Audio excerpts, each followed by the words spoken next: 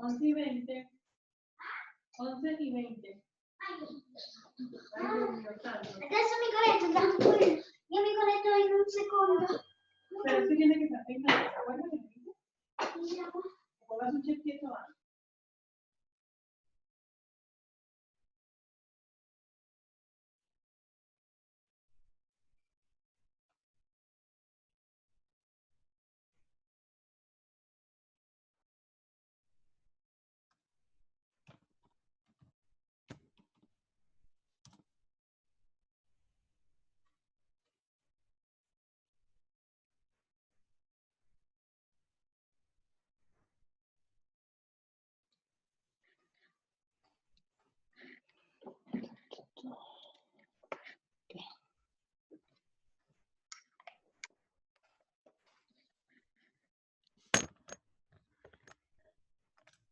Bueno. ¿Estamos todos? ¿Quién falta? Bueno, Edna, que tiene permiso. ¿Quién más falta? Ana María.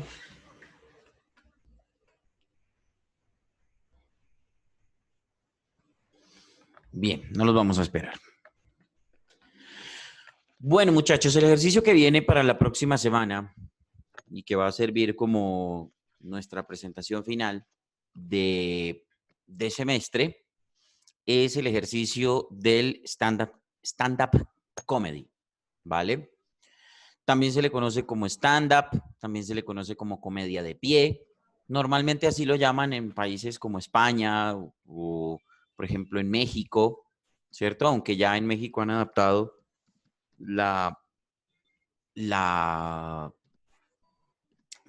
el concepto de stand-up comedy como tal, ¿cierto?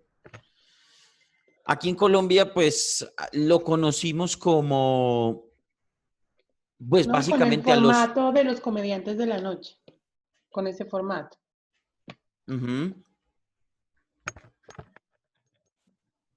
Sí, profe. ¿Qué pasó? ¿Siga? No, bueno, en Colombia se conoció ese formato con personas como Alejandra Escárate, como Alejandro Riaño, como, bueno, habían en ese momento 4 hombres y una mujer que comenzaron esas actividades en el 2009. Y se presentaban en el sitio se contaba, digamos, sketch o rutinas cómicas con una temática y con presencia de público. Entonces se llamaba stand-up comedy porque estaban de pie y hacían esa rutina que duraba cerca de 30 minutos. Entonces, ese género se viene desde Estados Unidos, donde antes había un tipo de bares o de teatros pequeños donde la gente iba a tomarse una copa, pero escuchaba ese tipo de rutinas cómicas. Viene desde Estados Unidos, luego llegó a México y desde México se popularizó en Colombia en el año 2009. ¿Listo? Sí. Bueno, entonces, el stand-up comedy es una disciplina teatral o es un estilo teatral, ¿vale? En donde el actor, bueno, en este caso el humorista, se dirige directamente a una audiencia en vivo, ¿cierto? Se representa como un monólogo, básicamente, pero este monólogo debe ser cómico. Es decir, entonces entraría dentro de la parte actoral y dentro de la parte teatral con el género del monólogo, ¿cierto? Tiene su diferencia con el teatro o con el monólogo tradicional teatral, primero porque pues el monólogo tiene diversas maneras de presentarse. Se puede presentar de una manera dramática, se puede hacer como una conversación, ¿cierto? O también, en este caso, debe ser humorístico. Y aparte de todo, el monólogo tiene interacción directa con el público, en el caso del stand-up comedy. Entonces, el humorista, el actor que se presenta allí enfrente, debe tener una interacción con el público. Entonces, a veces da algunas burlas de lo que está pasando o hace preguntas y la gente contesta, o también se dirige a ciertas personas fuera de la pantalla, lo que se llama como romper la cuarta pared, que es simplemente hablarle a la cámara o hablarle al televidente directamente, viendo directamente la cámara, ¿cierto? Romper la cuarta pared. En ese orden de ideas, básicamente el actor, digamos que no necesita o no requiere de una escenografía ni de una infraestructura muy grande, simplemente se para enfrente de la cámara y empieza a hacer su rutina de humor, ¿vale? Ahora, el humor como tal puede ser de diferentes maneras y darse también de diferentes maneras, el tema del stand-up comedy. En algunos casos, lo que hace el humorista es empezar a contar chistes, ¿cierto? Hacer bromas y contar chistes, y eso lo toman como un stand-up comedy. El más usado ahora actualmente, y digamos que la evolución del famoso cuentachistes, del humorista que se paraba simplemente a contar cuentos, historias y chistes, evolucionó a un estilo de humor más de observación, capcioso, es decir, contar situaciones de la vida real que parecen simpáticas, que le pueden ocurrir al mismo actor o que le pueden ocurrir a cualquiera de las personas que está en la audiencia o incluso a quienes están viendo la actuación, ¿cierto? Entonces, en este caso, pues vemos que son actores que empiezan a hablar de política, que empiezan a hablar de, por ejemplo, como decía Ana María en alguna cosa, de los tíos borrachos en Navidad, ¿cierto? De las situaciones, de las tradiciones, de lo que hacemos cuando son las tradiciones, Navidad, Halloween, en fin, todas estas fiestas que nosotros armamos, las vacaciones, ¿cierto? El sexo, en fin, temas de la vida real y que le pueden pasar a cualquier persona. También se puede utilizar, e incluso hay humoristas que lo saben hacer muy bien, el humor negro.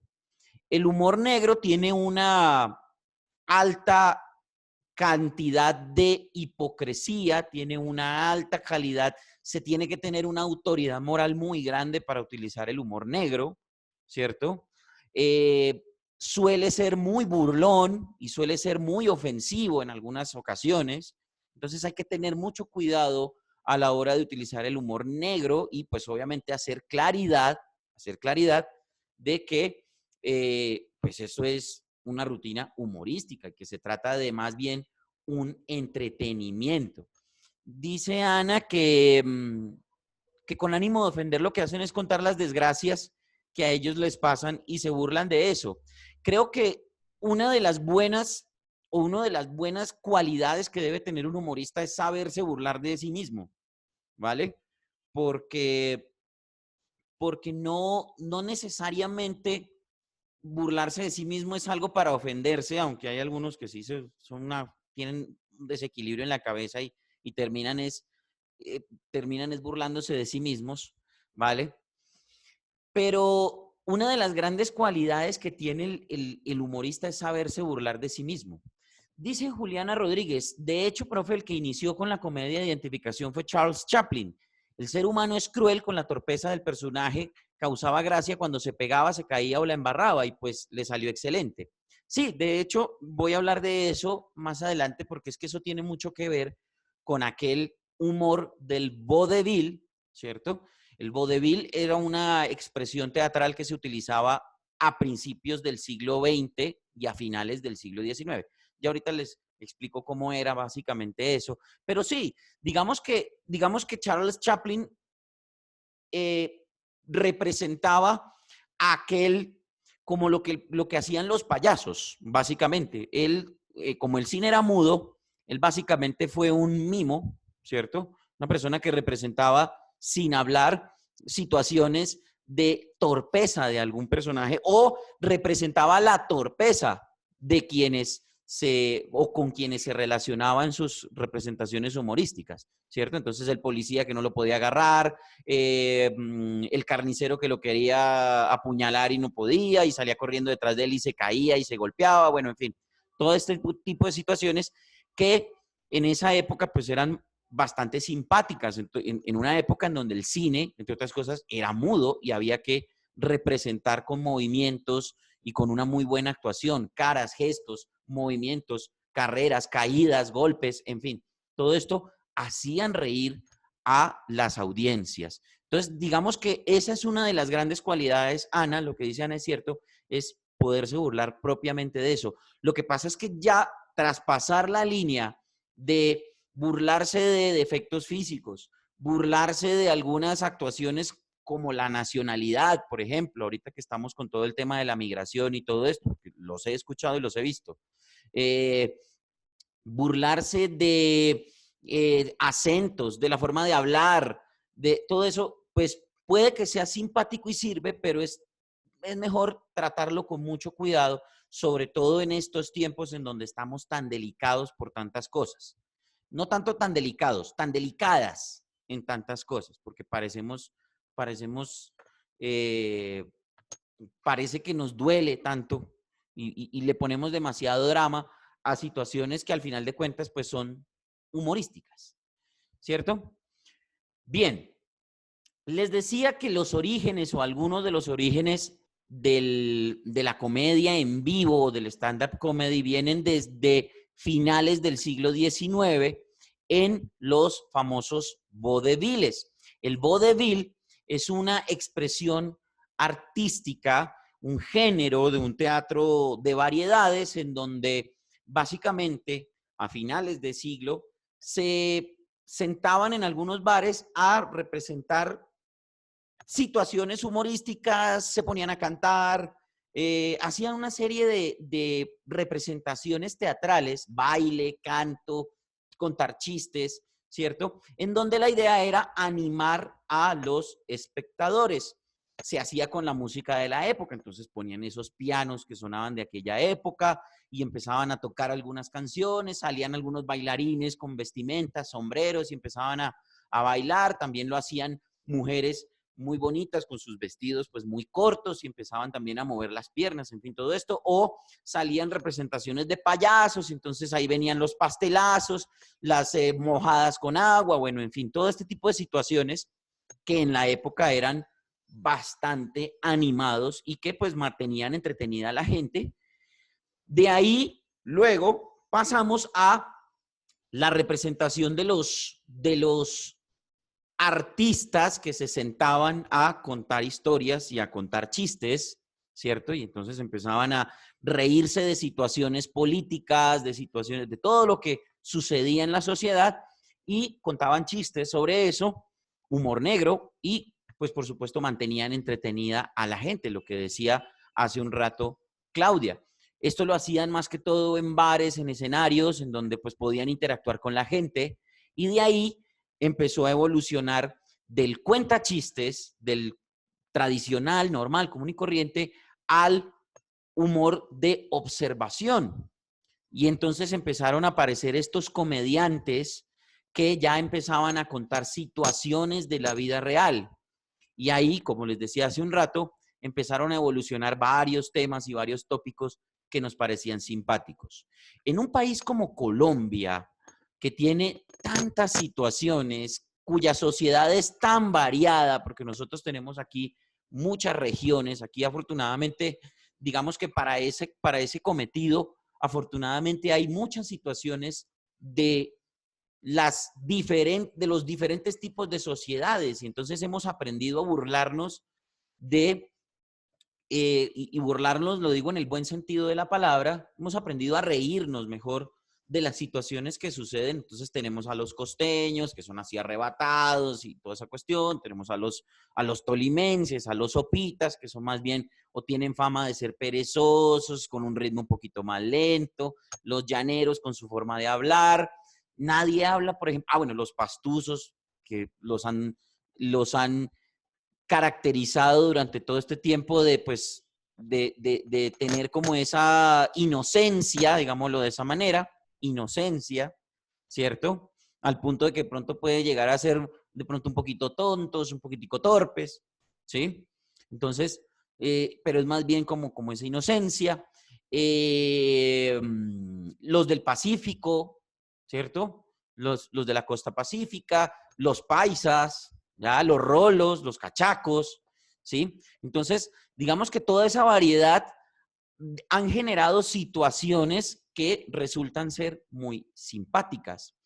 Otra forma que hemos nosotros construido y que, por ejemplo, es muy característica de la región mexicana y es ya ahorita les confirmo, entre 10 y 15 minutos, Juliana, que viene de la parte mexicana, de los humoristas mexicanos, y es el juego de palabras. El juego de palabras, ¿cierto? Entonces aparecen estas palabras de doble sentido, estos textos, ¿cierto? Yo recuerdo un personaje que tenía Eugenio Derbez, que hacía un diccionario de palabras. Y entonces, ¿cómo era que se llamaba? Armando Hoyos, el profesor Armando Hoyos, que era un personaje de Derbez, que él sacaba palabras y pues con la interpretación de esas palabras hacía definiciones a manera de un diccionario. Lo pueden revisar, lo pueden ver para que lo busquen. Y ese era el humor característico de ellos. Roberto Gómez Bolaños lo utilizaba mucho en sus sketch de Chespirito y también en el Chavo, el juego de palabras, jugar con las palabras. Ese era un humor muy característico que se utilizaba en México. Aquí en Colombia, pues decidimos más bien meternos por los regionalismos, ¿cierto? Y por las actuaciones que tenía la gente a nivel social y la política, por supuesto, el humor político que jamás ha dejado de pasar o jamás ha pasado de moda. Hablemos de nombres. Entonces, Claudia mencionaba a Alejandra Azcárate, ¿cuál otro mencionabas, Claudia? A Marín, a Riaño, Jorge Marín, a Alejandro Alejandro Riaño. Escárate. En México podemos a Liz Pereira, podemos mencionar también a este señor, el esposo de Liz Pereira, Quevedo. Ricardo Quevedo. Sí, entonces, pues la línea comenzó en Colombia con esas figuras, que así comenzaba y era una rutina que se hacía los jueves en el sitio, en el bar El Sitio, y empezó con esas figuras, digamos que fue cuando comenzó el auge aquí de entender. De hecho, ahora Alejandro Azcárate, a pesar de que, digamos, la tildan de machista y de feminista y de cosas, pero sin embargo ya fue invitada a Viña del Mar hace 2 años con un éxito increíble, porque Sí. pues fue una invitada de honor, fue una cosa que hizo con mucha inteligencia y con una puesta en escena espectacular, porque ella sola en un escenario cautivó todo Viña del Mar. Y es de valorar la inteligencia y la fluidez que tiene ella para poder interpretar esos sketches en un modo, digamos, que da risa, que es un poquito, digamos, hasta brusco, pero con una elegancia y con una puesta en escena bastante, o sea, llega al límite justo para no ofender, pero haciéndolo muy bien. Sí. Sí, pero yo creo que te estás olvidando de, pues, uno de los papás del stand-up de nuestro país. Y es Andrés López. Ah, sí, Andrés López. Lo que pasa es que esa línea como stand-up, digamos, la tengo yo, para mí, encasillada en otro lugar, ¿no? Cuando comenzó con su trabajo de pelota de letras y esas cosas. Para mí no se compara con ellos. Tiene un nivel un poquito más alto y lo tengo como en otro lugar. ¿Quién? A Andrés López. Ah, sí. Lo que pasa es que Andrés López empezó así. Ujú. Andrés López es un personaje que empezó por allá, por el año 2003, 2004, cuando empezó a cambiar todo esto, cuando las audiencias de Sábados Felices empezaron a pedir otro estilo de humor. Ya, pues, digamos que el programa bandera de humor en nuestro país era, o es, Sábados sigue siendo felices de Sábados toda la Felices. vida, sí. Y pues ya la gente como que se empezaba a cansar de los mismos recalentados, el mismo Príncipe de Marulanda, No, y el que el Flaquito Mocho Agudelo, Sánchez y que el Enrique hombre Caimán y que, Colavita, los sí. mismos cuentachistes, toda esa cuestión, como que no había una renovación y apareció digamos que la competencia directa y el humor de observación. En la radio empezó Andrés López en La Mega, en un programa que se llamaba, o se llama todavía, El Mañanero. Él empezó ahí con un grupo pues, de locutores, ¿cierto? Los de la época, Alejandro Villalobos, estaba otro muchacho que se llamaba Sebastián Martínez, había otra niña que se llamaba Catalina, no recuerdo el apellido. Bueno, y entre ellos hacían y armaban sketch humorísticos, ¿cierto? un poquito crueles en alguna ocasión. Entonces inventaron un personaje como Juan Bracitos, que era un niño que no tenía manitos, y entonces que le decía a la mamá, mamá, quiero galletas, y la mamá le decía, pues sí, mijo, coja las que están ahí encima de la nevera, cosas así. Entonces, empezaban con ese estilo de humor un poquito cruel, ¿cierto? Y, y entonces empezaron ya después, hicieron una radionovela, creo, no recuerdo el nombre de la radionovela. Yo pues no he sido tan fanático de la Mega, pues no conozco tanto la historia, pero digamos que él fue evolucionando. Él, entre otras cosas, era cuentero, uno lo veía. Era cuentero del Chorro de Quevedo. Sí, exactamente. El Chorro Quevedo uno lo veía ahí, o a veces venía aquí al Parque Lourdes y contaba sus cuentos acá. El otro que empezó también como cuentero así de parque y de sentarse, y de que uno se sentaba ahí en el pasto y esto, era el amigo Primo Rojas. No sé si a Ah, sí. ustedes Ay, les yo sí suena. lo odio, me cae mal. Que él tenía un sketch muy bueno y todavía lo tiene, que es el sketch, ay, es que no recuerdo el personaje, cómo se llama, pero es una señora refinada, pero de refinada tiene apenas la presencia, porque le fascina la morcilla, le fascina, entonces él cuenta todas esas historias, ¿cierto? Eh, de eso, y él ya tiene sus sketch y ya se está presentando en teatros, y digamos que esa ha sido su bandera, Primo Rojas. Entre Primo Rojas y Andrés López empezaron a crear una serie. Después pues vinieron ya los hijos de ellos. Yo pensaría, o diría, o me atrevería a decir que son los hijos de ellos, que ahí sí ya pues son los que vemos en los personajes de los comediantes de la noche. Estamos hablando de que en nuestro país el stand-up comedy apenas empezó por ahí por los años 2003, 2004, con los cuenteros. En Medellín, hacía mucho tiempo, estábamos hablando de los culebreros, ¿sí?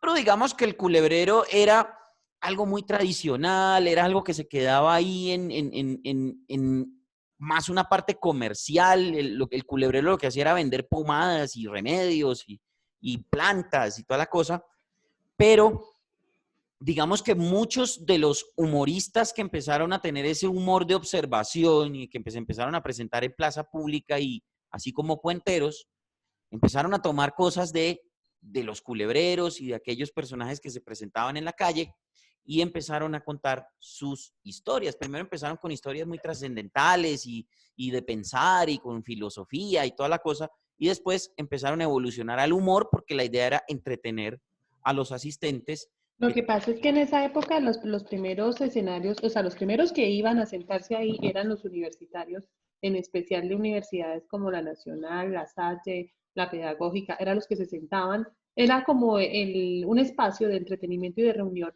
porque digamos, otras universidades se iban al chucito a tomarse una cerveza, alguna cosa, los otros se sentaban ahí, se compraban una chicha de esas de Parque de las Pulgas y se sentaban ahí a escuchar los cuenteros y ahí comenzó esas reuniones que eran como entre filosóficas bohemias que terminaban en humor. Correcto. Sí, porque al final de cuentas terminaban contando situaciones simpáticas. Oiga, me monté en el Transmilenio y ay, marica, me resbalé y esto y lo otro. Bueno, en fin, empezaban a contar situaciones que hacían reír. Entonces, en ese orden de ideas fueron evolucionando a ese humor, y ese humor después fue llevado a los medios de comunicación, obviamente llevado porque en otros países estaba funcionando y aquí se podía hacer. Entonces en México ya era casi que un furor, en Estados Unidos pues ni se diga. En Estados Unidos estamos hablando de los años 50, cuando empezaron los grandes locutores de radio a hacer este tipo de situaciones. Entonces, vuelvo y digo, en Colombia este fenómeno empezó muy joven, o todavía es muy joven. Estamos hablando de apenas la época del 2003-2004, cuando empezaron a aparecer estos cuenteros, y ya para 2005, cuando el señor Andrés López empezó a llevar eso a los medios de comunicación. Entonces él empezó a sacar Y a DVDs, los teatros, CDs, ¿no? exacto, y a los Y a los teatros, teatros, que primero sacar. no se pagaba una boleta por eso, ahora con Andrés López empezó a pagar una entrada para ver un show de estos. Exactamente. Entonces empieza él a publicar eso y sacar los videos, los famosos DVDs con sus presentaciones. Entonces salió La Pelota de Letras, y de ahí para allá todo lo que él hizo, ¿cierto? Y entonces apareció el famoso programa de los comediantes de la noche. Que en ese lugar era en el sitio, cuando vivía el creador de Betty la Fea, que ahorita no recuerdo el nombre, quién era propietario de ese lugar, y el ingreso costaba solamente No nos 20.000 interesa saber. pesos en consumo. ¿Cómo? El ingreso costaba 20.000 pesos que eran retribuidos en Claro, consumo. No, ¿por qué? en la época. Eran en consumo. Entonces, en No, 4 pero yo personas prefería que verlos en entraban, televisión. no había, en ese momento no salían en televisión, solamente se podía ver ahí y luego retransmitían el programa No, que pero era muy viejo. caro, 20.000 pesos por ir a ver a... No. No, valía la pena.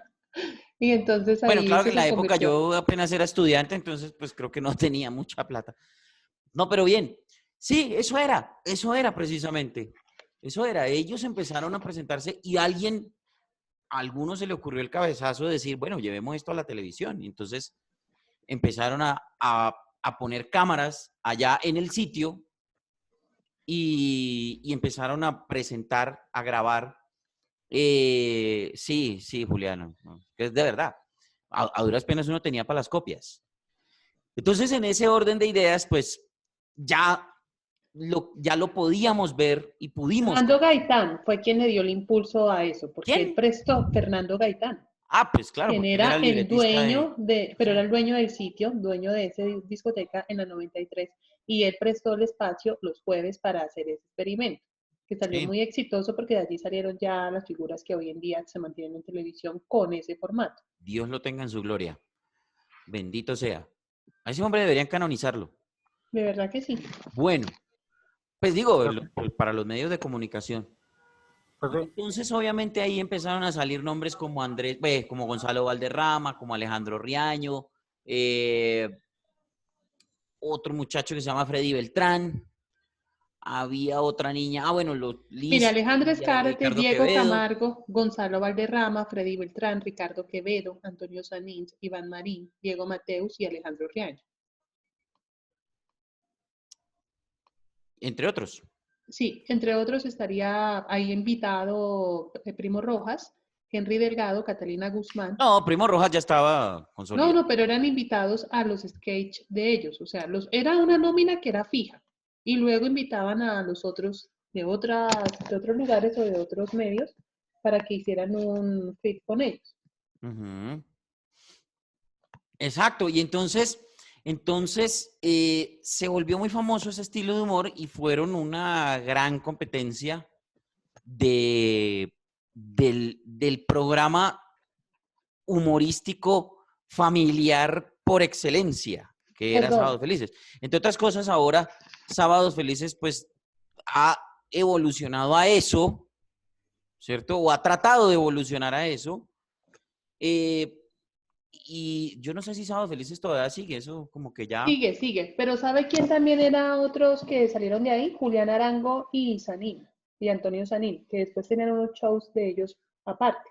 Sí, lo que pasa es que ellos, Julián Arango y Antonio Sanín, pues eran más bien, Julián Arango y Antonio Sanín eran más bien actores, que pues decidieron un día, bueno, vamos a hacer un show nosotros dos, y entonces ellos sacaron una comedia que se llamaba Rías el Show. Veas el show, sí. Y Antonio Sanín sí ya era un poquito más reconocido por el tema de la radio. Julián Arango era más reconocido por las novelas. Por Perro Amor y demás. Recordemos que él era protagonista de Perro Amor y estuvo pues en Betty la Fea con un personajazo Hugo como Lombardi.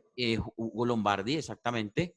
Entonces, yo creo que ellos más bien eran actores que se arriesgaron a meterse eso y tuvieron un buen suceso. Tuvieron su cuarto de Pero fama porque yo lo no los tuvieron un metería tiempito. tanto ahí en ese tema del humor, porque pues al final de cuentas, dedicados 100% al tema, los que ya Pero hemos el nombrado. estilo de humor de ellos era un poquito más refinado y era para un nivel un poquito más, digamos, era un nivel menos popular. Sí, pero por lo mismo que no, digamos que ellos se escogieron, ellos se arriesgaron y se metieron, ellos no eran humoristas, eran actores que se metieron a hacer humor, ¿sí? Porque ya habían tenido buen suceso en sus novelas anteriores. Antonio Sanín había tenido buen suceso, él había estado en una novela que se llamaba, bueno, se me olvida. Pero que era, la de Mirando Zapata, ¿cómo era que se llamaba esa novela? Sí, esa se llamaba, la novela está donde estaba la venezolana Rudy Rodríguez. Era la novela de, esa se llamaba, ay, yo me acuerdo, profe. Bueno, ella, en el Inútil, Bueno, y creo que que ninguno era de nuestros El compañeros Inútil, sabe porque, pero tienen que saber que están estudiando televisión. no, Esas no son sé, cosas de no cultura hablan general. tampoco. El Inútil El era la Inútil, novela. exactamente. Y digamos que Antonio Sanín, junto con Sebastián Martínez y estos, pues, digamos que su personaje era más bien simpático, que eran los amigos de Julián Arango, y tenían ahí sus pequeños espacios en donde más bien hacían reír, y yo creo que pues por ese lado fue que Antonio Sanín se metió por el tema del humor. Eh, Julián Arango salió al humor llevado por Fernando Gaitán y su personaje de Hugo Lombardi.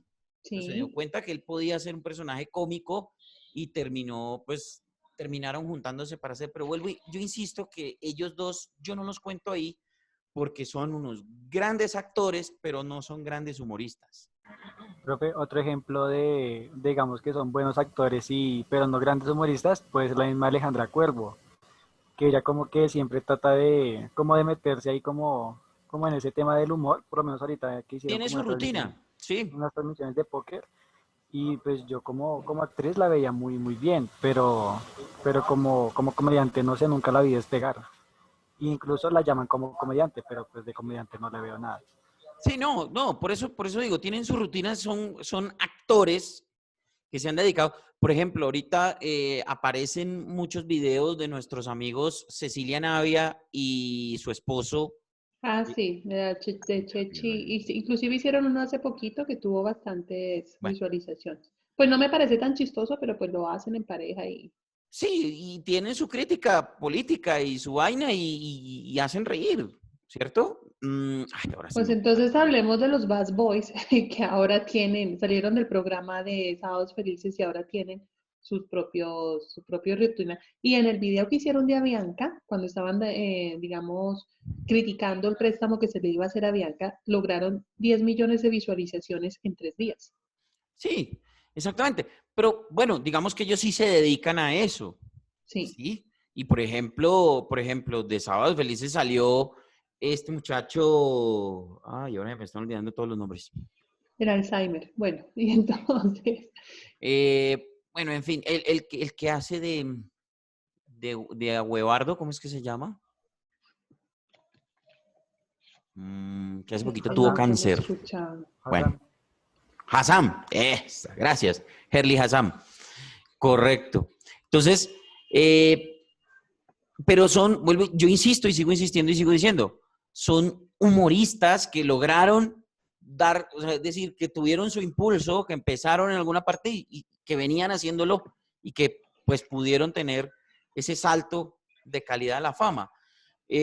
Pero obviamente los actores, por ejemplo, suceso de actores que se metieron al humor y les funcionó. Alejandra Azcárate, ese es un ejemplo.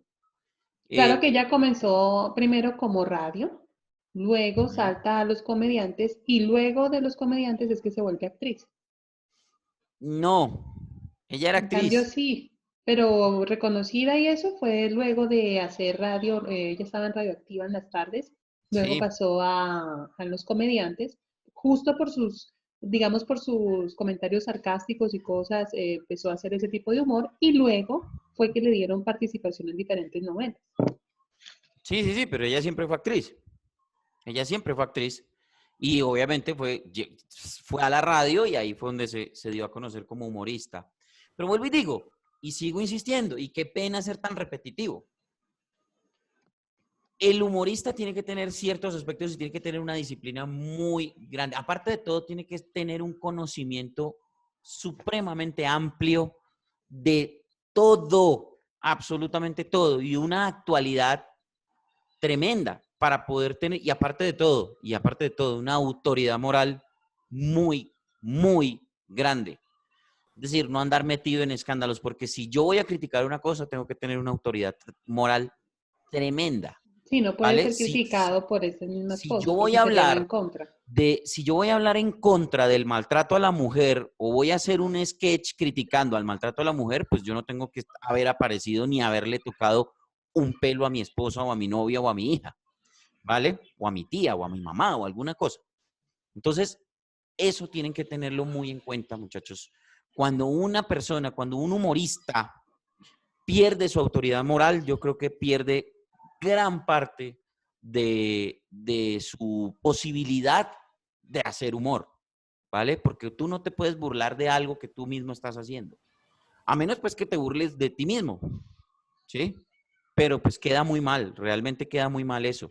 Entonces, en ese orden de ideas, muchachos, creo que ustedes tienen que tener en cuenta para este ejercicio que viene una disciplina muy grande, aparte de todo, tener una información muy amplia en sus cabezas. Digamos que esto es a grandes rasgos un poco de lo que es la historia, de dónde viene, para dónde va. Perdón, profe, me faltó una que era Isabela Santo Domingo, que ella intentó hacer tipo unas rutinas, pero pues no le fue tan bien, pero alcanzó a tener un poquito de suceso con Alejandra Azcárate cuando hicieron Los caballeros las prefieren brutas.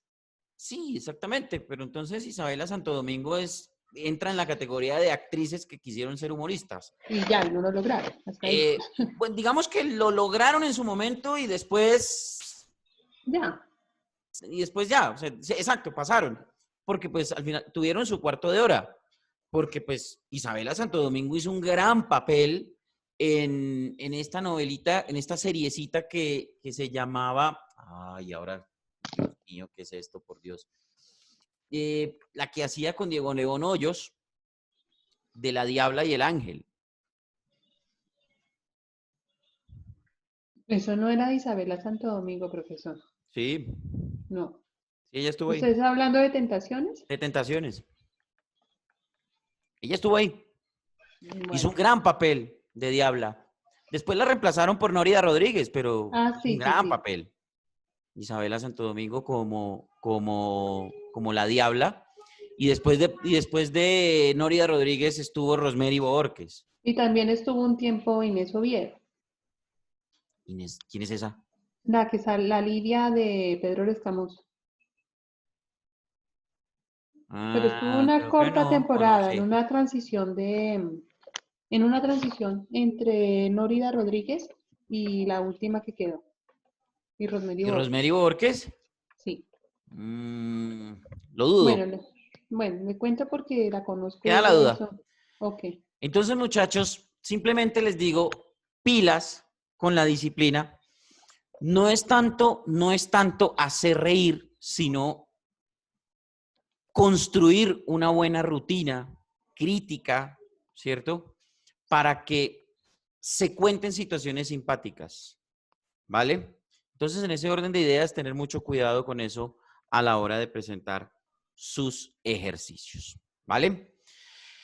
Bueno, nos vemos entonces la próxima semana, muchachos. Muchas gracias por la asistencia, gracias por esta pequeña charla. Espero que les haya servido y el jueves arrancamos entonces con nuestros stand-up. De 10 a 15 minutos debe durar la presentación, ¿vale? Juiciosos, Ok. muchachos. Chao, profe, buen día. Pásenla Ah, bien. profe.